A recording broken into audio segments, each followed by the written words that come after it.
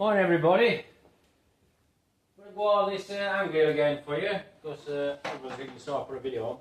But I've done it. It's probably seems a bit strange and a bit unusual to you, but I'm going to just run over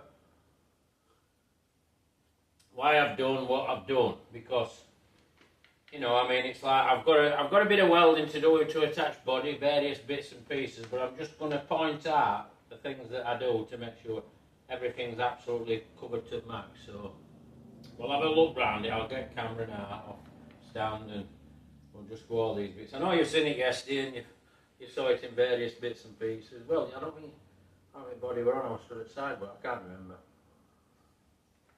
I've just seen that many videos, to be honest. So, but well, let's show you around anyway. You can see them. So here we go.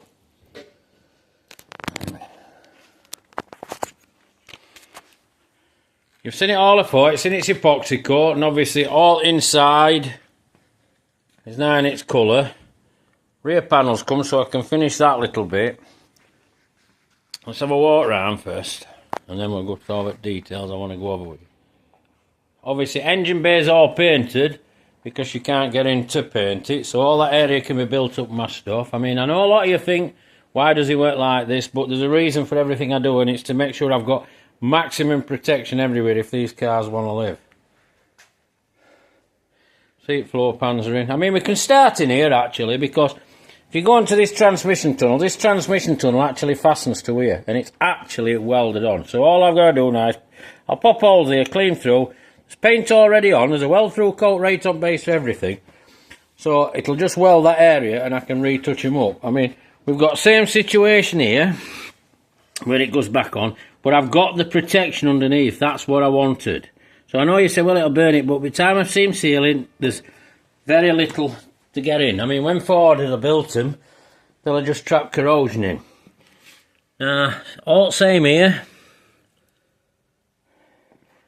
If we look on this side here, you can see two little lugs there, and they're where your sills attach. So I left them on deliberately, so when I go up to edge, I've just got to budge them two edges with my sill, so that's there. They're welded down these edges here.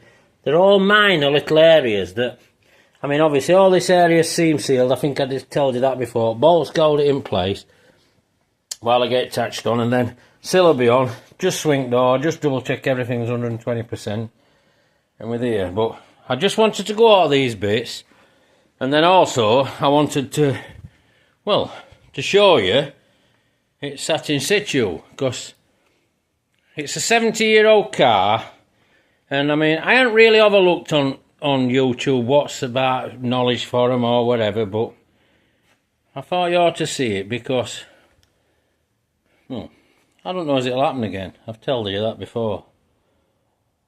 But it's a better view for you all, and you can see what's going on.